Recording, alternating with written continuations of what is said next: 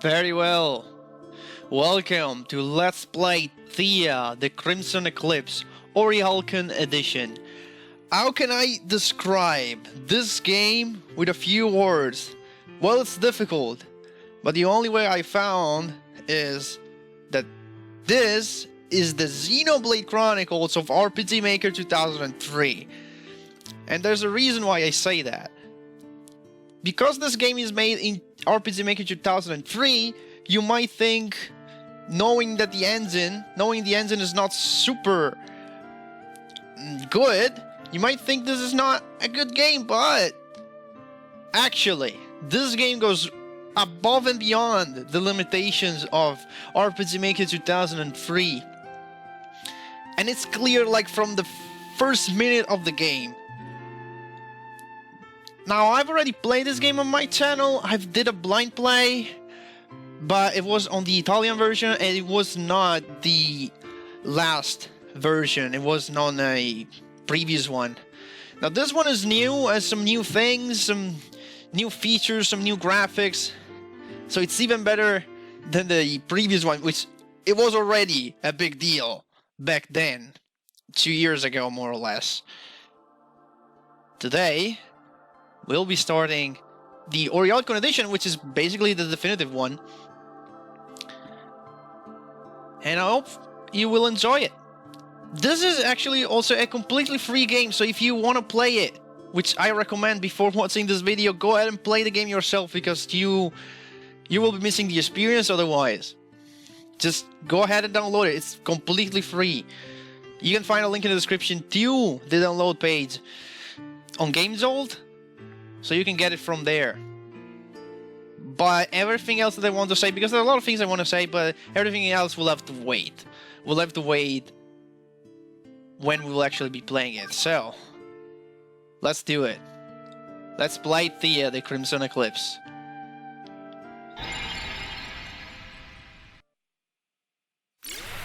Alright, right off the bat, we have to make a choice.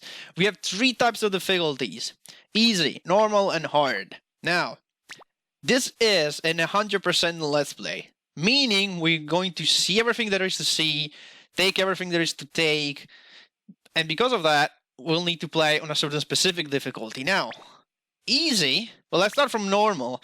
Normal is classic. There's nothing difficult. I mean, nothing different from easy and hard. It's just the game as it is. And this is what I suggest for first-timers.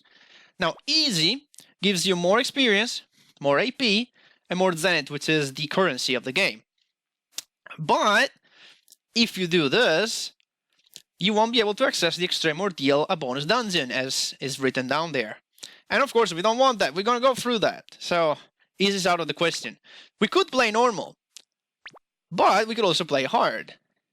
And in hard, you gain less experience, you gain less APs, and you gain less Zenith. So it's of course a lot harder. Also, the final boss is much harder.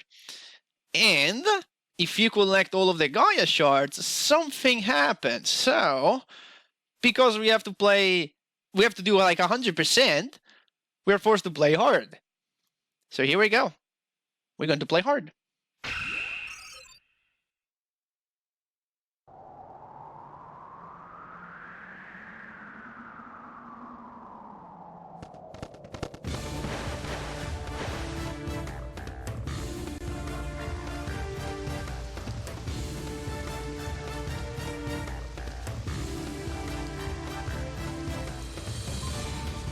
Look everywhere. Don't let him escape again. Yes, sir.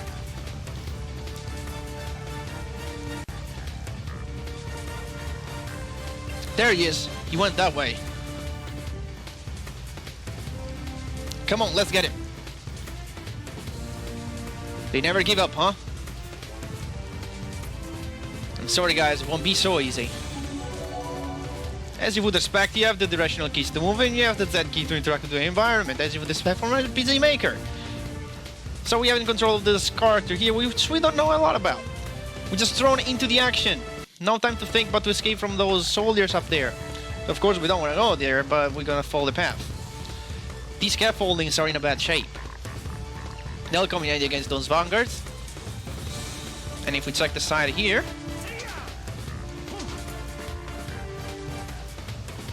Stop right there. Come and get me. Commander Sheridan, sir. I'm no sir to you. I'm just Seth. If Seth is a leading party member, press the shift key to wear or remove his hood. It's a nice interesting little detail. With the shift key, you can do this. Now we're gonna keep our hoods on because it's raining, we might as well keep it up. A dead end. You've got nowhere to run now. Or maybe I do. Each character possesses one or more passive skills granting a variety of in-combat and out-of-combat benefits. Seth's passive skills is propulsion, which allows him to reach distant places by jumping. Hit the Z key when you see the jump icon to jump.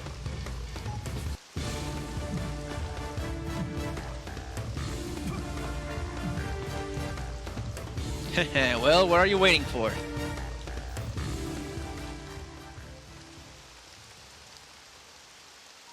Damn it, how don't fail does he do that?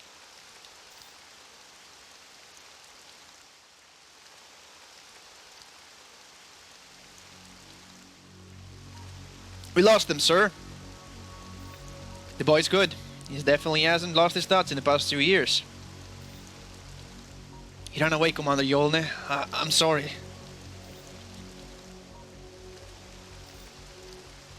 We'll get him, rest assured.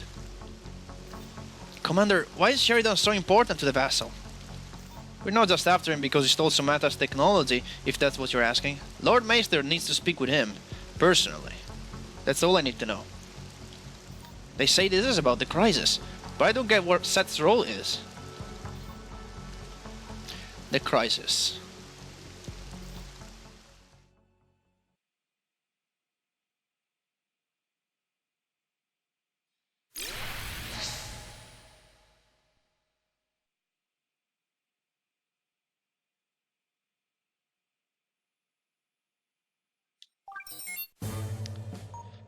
Ariathale, year 2045. No renewable energy sources, such as oil, coal and gas, have almost been totally depleted. This issue has brought the greatest research and development firms of the world to look for a new energy source, a viable alternative to fossil fuels. Year 2061, one of the most important companies of Ariathale, called Risan Health, discovers the properties of a peculiar mineral. This new discovery is welcomed as the solution to the energetic crisis. The newly discovered energy source is called Atlas. Thanks to the Risan Health Corporation, people all over Ariathale live in a new atmosphere of open prosperity. There's energy for everyone. All of the technological devices from the past are adapted to work with this new energy source.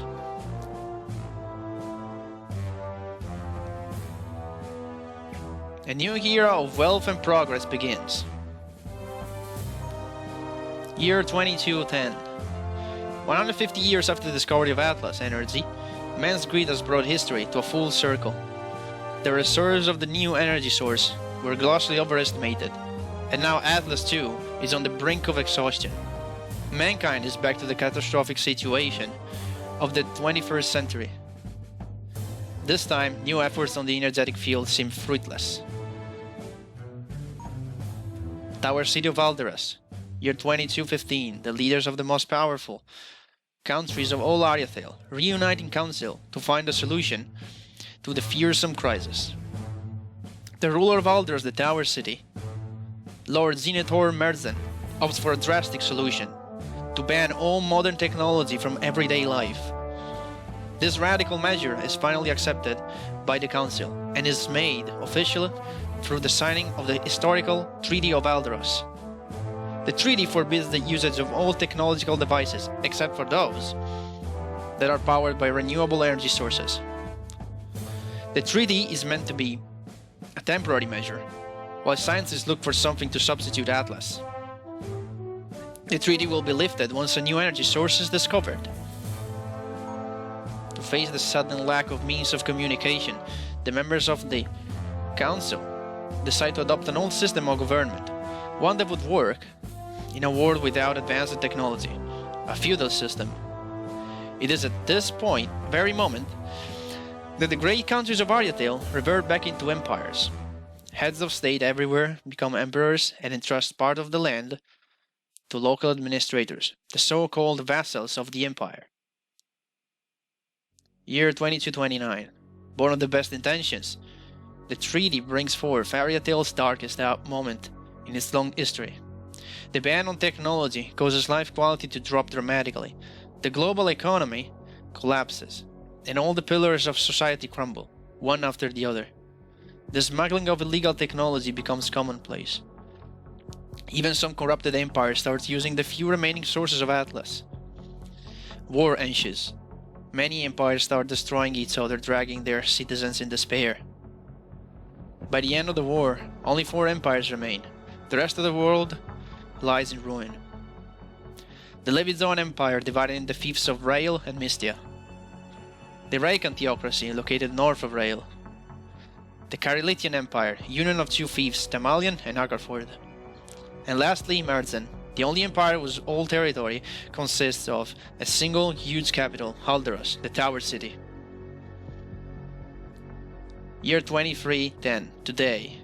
95 years have passed since the treaty. The numbers of the world population have dramatically dwindled, and many of the inhabitants of great cities went back to the countryside or to small villages, where they use obsolete technology to get on with their lives.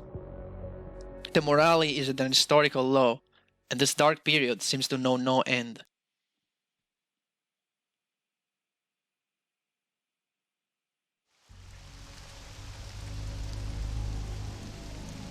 So that was a lot of exposition, but it's needed to understand the tone that the game wants to set here. No one saw me good. I'd better check if I still have my stuff on me. Press the X key to open the menu, manage the character skills, equipment, and much more. As you would expect again, the X key is your menu button. You can read the menu tutorial in the guide. Now there's a lot of things here that I could go over. Manage party is your usual menu. You have your items, you have your skills. There are weapons, there's gear, there's upgrade, there's status. We can check the status of our character here, Seth. He starts at level 3, and there's a lot of things here that will be explained eventually. It's the first episode though, I don't want to go over everything that there is to say, because otherwise I don't want to bore you with all these things, so we're just gonna get out of the menu for now. So we're going down here, trying to find a way out of this town. You'll find chests over the world of Ariathale. Get close to a chest and need a Z key to open it. Green chests can be opened by anyone, whereas red chests are locked. Only a professional safecracker can open them. So already we get introduced to a potential new passive abilities. The ability of opening chests that are locked. So we get some Zenith there, which are the currency of the game. That's a save point. Open the menu to save your progress in the game. As easy as that. This is a save point. We just tap on it. We can open the menu, and now the save option has become available. And we can save whatever we want. We have our usual 15 save slots, if I remember correctly. Yeah, as you would expect for RPG Maker, that allows 15 save slots. There you go. Now, if you explore this area, I mean, if you look up there on the roof, there is a little gem. If we jump up here, we can grab the Gaia Shard, which is one of the many types of collectibles there are in this game. If you can get them all, apparently, as we learned on the title screen, something good might happen, so we might definitely want to get that. That is not missable, so you can get that also later in the game, but might as well get it now since we're here. Hey, where do you think you're going? Busted. Wouldn't be an RPG if there wasn't combat. I want to see the battle tutorial. The lower part of the combat screen shows character stats, health points, stamina points, and active time battle bar. When the ATB bar is full, the character can take a turn, as simple as that.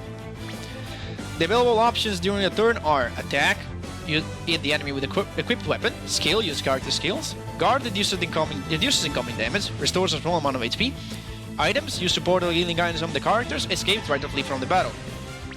Once you defeat your enemies, you'll obtain experience points, ability points to learn character skills and mastery skills, and Zenith, used to buy items and equipment. So it's as simple as that. Played Final Fantasy 6 or 7 or 8, pretty much the same deal. Your ATB fills, your turn comes, and you can select an action. Wow, I killed the guy in one hit because I scored a critical hit. Usually you kill in two, well, good for me. It looks like you need to train some And more. yes, there is voice acting in this game. It's not original, but there is voice acting. Which is so cool. Anyway, nothing else to do but go for a year. Stop right there, Seth. Valiant. So you're the one Maester sent on the hunt? Well, not many Eye Vanguards can catch up with the likes of you. Not since you left. Come on, stop running and follow me to the castle. You're alone, surrounded by my men on all sides. Nowhere to escape. Come on, Seth. There's no need for us to take you there the hard way.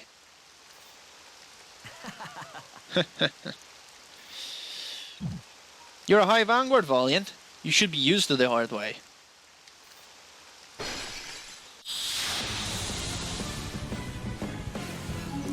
I do want to see the Exceed tutorial, so immediately we are introduced to a new combat mechanic.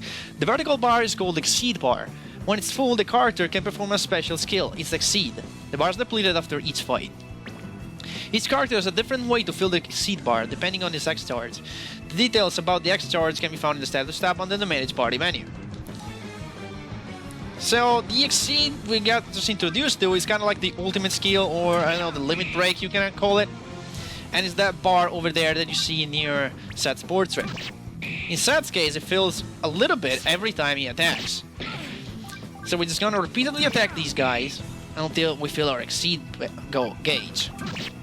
Which will take just one more hit to fill. So if we just get our turn, we can do that. And now, since we have our Exceed ready, we can go on the skills and we can select the new ability, Crimson Bolt. Now, if you thought combat looked good, feast your eyes on this.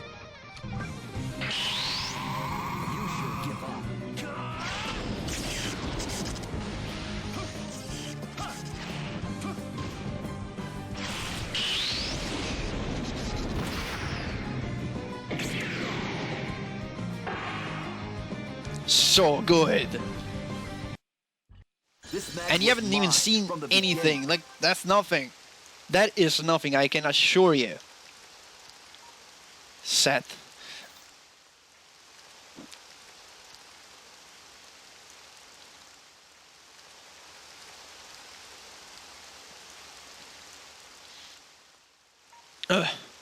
Valiant is a tough one.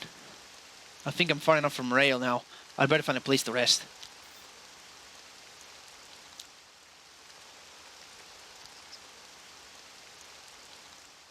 This looks as good as a place as any.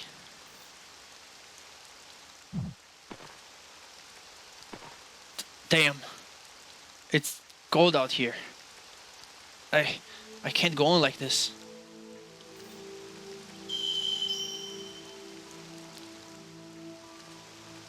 What the? You? Again? What? My wounds, they're gone.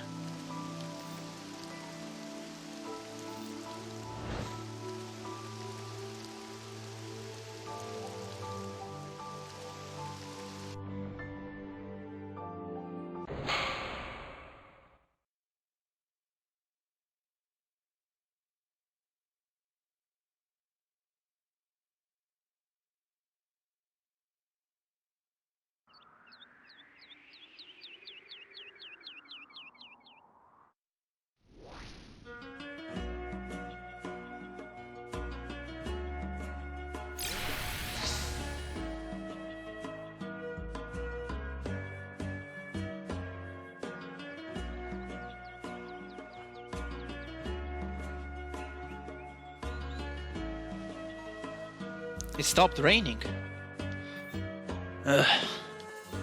My back hurts. I'll cross sleeping on a rock off the list of things to try. There's someone here. More vanguards. Wait for me. Hurry up, we're late for our report.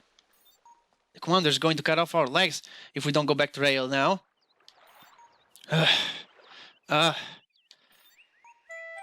I'm too tired. We're late anyways, guys. Let's rest for a minute. Rest for a minute or two. Alright, let's stop here for a while. Yolnir is gonna get us alive. Eat us alive. Goodbye next week's leave. Zane is going to kill me. Ah, my poor legs. I'm not a young man anymore. Dude, you're 24! Hey, we've been hunting Seth since dawn. Of all the places you had to hide, why hills? Why not a nice valley? It's not noon yet, and I'm exhausted already. Stop complaining. Besides, there's something I don't quite get. Why is Lord Maester employing all of these forces to capture Sheridan? Sheridan stole a set of Imperial armor and the Ordnance Atlas. That's quite the charge, isn't it? On top of him being a deserter, and an ex-Eye Vanguard such as he used to be. Seth Sheridan was a big deal. Well, people steal Atlas every day, but it's rare for thieves to be stealth like this. It's a real manhunt. Well, just between us, there's more. I had a chance to speak with Lord Maester in person a few days ago. He needs to tell Seth of some research on energy sources. Or something like that. He believes Seth is knee-deep into this stuff. Well, don't make those faces, I can't remember all of that exactly. Well, Lord Maester wants to speak with Seth about the crisis. This much I know.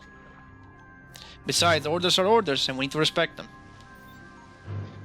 All of this work was just to get Maester to talk with some guy. That's not reasonable. All this chatter made me nervous. Come on, you slackers, we've been idling long enough. But you were the one to... Unbelievable. Surely it's unbelievable these guys stopped exactly where Seth was hiding so he could listen on to their conversation. Maester wants to see me? That's weird. Better to stay away from Rail for the time being. I'll head to Raleigh. I think that village hasn't been abandoned yet, so maybe I'll be able to get some provisions there. Indeed, let's head off! The colored arrows at the margin of the screen are movement indicators. There are 3 types of movement indicators. Normal, blue takes you to a different area. Shop green enters to a shop, and blocked red an accessible area. So in that case, in this case actually, we cannot go this way. Heading this way is not a good idea, better find another path. Indeed, all we gotta do is go right. And this is actually the first, like, real, like, I don't want to define it course, but like place where you can find actual battles and stuff. So we're gonna jump around this place, up this little ledge, and grab a healing quartz from the chest. And here, that's all we needed. Atlas fog. This fog is made of a refined atlas in gaseous form. Its chemistry is affecting wild beasts. Many of them are attracted by the fog and are very territorial about it. Better avoid it if you don't want to fight. Atlas fog clouds attract every type of enemy. If you touch the fog, a battle will start. So yeah, there are encounters on the map, so you can see the enemies, and if you're good enough, you can avoid the fights. Now, if you don't get close enough, you won't aggro these. But if you get close enough, they will immediately start running towards you, and if you touch them, you enter a fight. I'm sorry, but I need you to stay. And right off the bat, we'll have to start managing our HP, because we are alone. These guys aren't really prone of attacking us too much, and that's good, because we can take them out really easily, but because we are alone, we really need to be careful of our HP. So, for now it's just attack, but if you use the guard command, not just you will reduce incoming damage, but you recover some HP. And this is something we'll have to use in the beginning. Because again, we are alone. You should be more careful. But not just that. In this game, healers don't really come that often, or just in general healing abilities. You don't really find a lot of them. And healing items are quite expensive too. We got a funnel shard there, which is a material. It doesn't really do anything, but can be used to do something later. There are 3 types of fog: normal, medium, and large. Normal, a standard fight. These enemies are not too strong, and it's a good idea to fight them to obtain experience and useful items. Medium, a challenging fight. These enemies are stronger than the average monsters. Be careful of what you're getting into. Large, a hard fight. Only approach a large fog cloud if you believe you can take on a really hard fight. The enemies within a large fog cloud often drop rare items, and you might not be able to obtain those items in any other way. Unlike small and medium fog clouds, large clouds do not reappear once beaten. So you can compare those big fog clouds right there to mini bosses, and they can all be fought at once. This one is actually guarding a Gaia shard, but we're not strong enough to take it. I mean, probably we could with some luck, but I'm not really willing to do that. I'm just going to save your no slot and move on. We will challenge that. Don't worry. Eventually we'll do that. It's not a missable one. In the meantime, we're just gonna jump over here and enter some fights, so we can start getting the flow of the combat down. Are you ready for this? Which so far is just attacking and defending, because that's what we're gonna do actually. This is a good strategy for the beginning of the game. Attack and defend. If you can do that well enough, you will conserve your HP and you will last a little bit longer. Especially in hard mode, where you get less experience in general, so you will level up less often.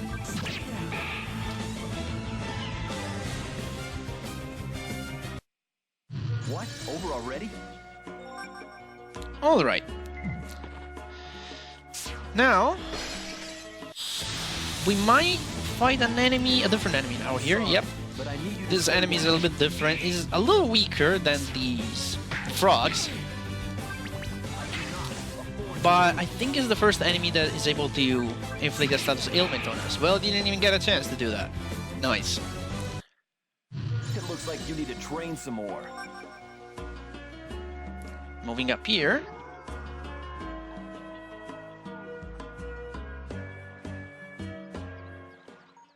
What? Oh no, damn it. He's dead. Hey, what happened here? Sir? You're Sheridan? That's me. Here, take this quartz, I'll heal you. No, save it for yourself, sir.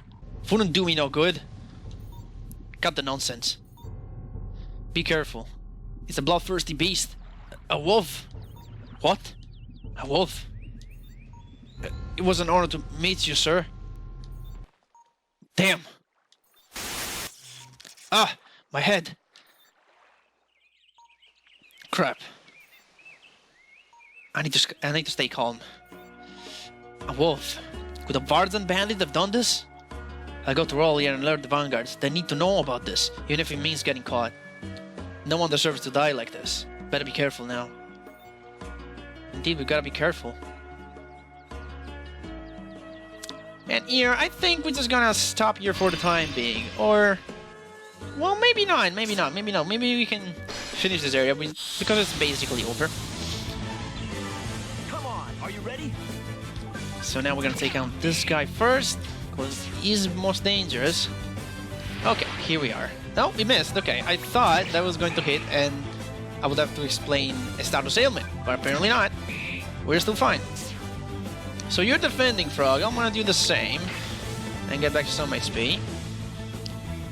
By the way, right now we don't have any skills except our Crimson Bolt, our Exceed. We do have this, which is our jumping ability, but we cannot use that in battle. Just want to point that out. You lost because you didn't focus. We're gonna explore more about the battle system, the statistics and whatnot next time. But for now, let's just add on forward and see what happens here.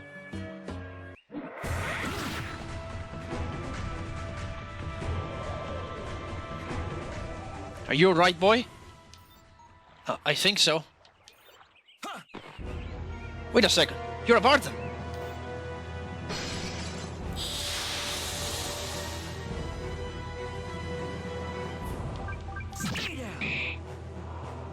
Just as I thought, you Vardans are behind all of this. You'll pay for it. What? Us Vardans? You're wrong, boy.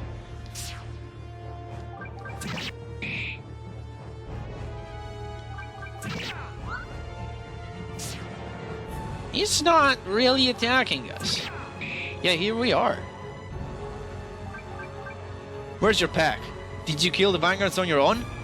I killed those vanguards?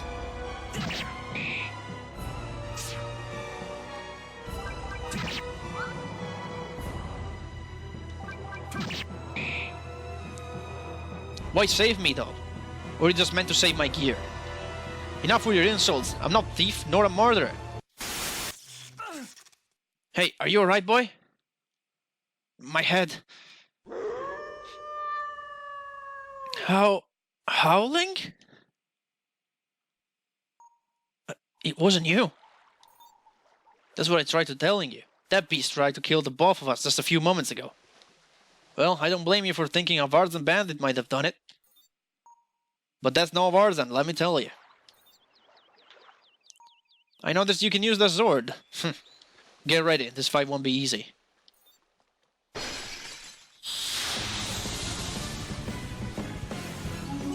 Now we're fighting side by side with this guy. Well, let's see the guard tutorial, even though I pretty much explained what it does. But yeah, relentless attack isn't always the best option. Don't underestimate the guard action. When characters defend, they will recover a small amount of HP and reduce all upcoming damage for the turn. When you use the guard action, the mastery bar will be reduced and you will recover HPs. As long as you keep using the guard action, the enemies will inflict less damage, but you won't receive extra HPs after the first turn and the mastery bar won't be reduced. Use another action, then guard again to recover more HPs. Now, it's mentioning the mastery bar. That is the gauge that you can see at the left side of the screen during the fight, but we'll explain that into much more depth later on. It's not something that we want to explain right now. Some cards have passive skills interacting with the guard action, such as our new ally. Remember that some cards have the guard action as a trigger for data exceed charge. Always check the stat of a new ally. It is the case for the new ally called Rudra here, which charges the exceed by guarding.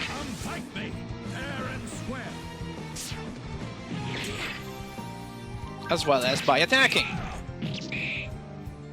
So that's going to be very useful to know. Seth, in the meantime, will just attack, and again, Rudra will just alternate between attacking and guarding. Ow, okay, that's the status ailment. That is called bleed. That means that every time someone takes a turn, Seth will lose some HP. Train it harder, boy, he's not even bleeding yet. Although you are bleeding, Seth. It's not like you're doing any better with the axe of yours. Yeah, because we're actually doing 0 damage. If we can get to do an exceed, we can actually do some damage, because exceeds ignore defenses. But I don't know if we'll be able to do that. Seth will need to defend and recover some HP here, because that bleed is really taking a toll on him. And Rudra also has another passive ability that sometimes when he defends, he gets the positive buffs that you can see right there. RE+, which is double defense basically. That's not gonna stay forever, luckily for us. Not even the bleed is going to stay forever. Those red crystals.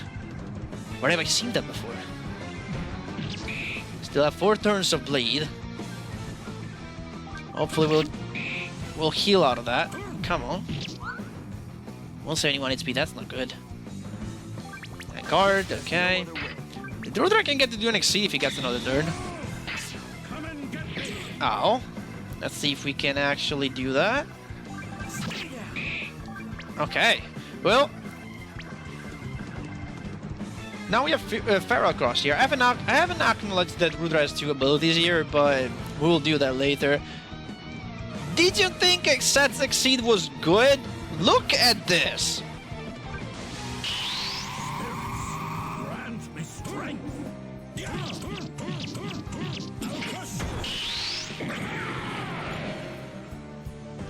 That is probably one of my favorite succeeds animation there is. It's so fucking good.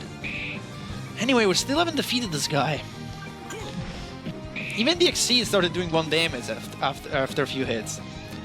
That's no normal beast. We must leave now. Leave? How? Jump! What? It's either that or those fangs, boy. Come on now.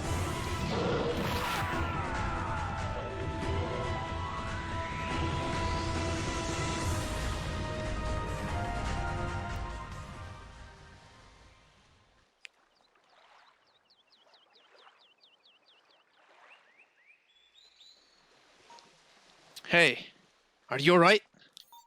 I think so.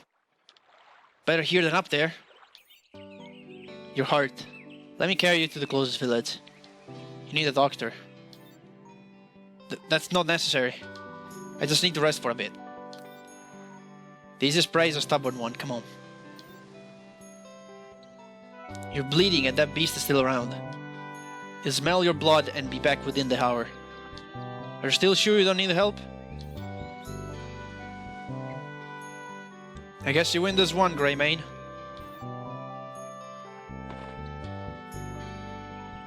Hey, Varden. Thanks. Call me Rudra. Come fight me, fair and square. When characters join the party as guests, you can change their equipment, offensive items and protections as you wish. You can use items on them and you can use their skills. You can all learn new skills and you won't be able to change or upgrade their weapons. When a character is no longer a guest, they enter the party for good. That unlocks the full range of customization options.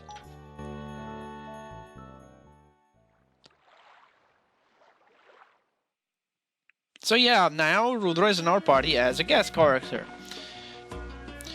And I'm just gonna exit here. There's a lot more to explain about how to learn skills, about that mastery bar we've seen, but we will reserve all that for next time. As of now, we reached the world map, which you cannot really travel through the world map. You just basically point at places you want to go and enter, which is nice. And you can save everywhere. So, I think this is a good stopping point. We exited the hills. Okay, I forgot what the area's name was. Found a new ally, and now we're heading up here toward Raleigh. But we'll enter that next time. So I'll see you guys in a couple days.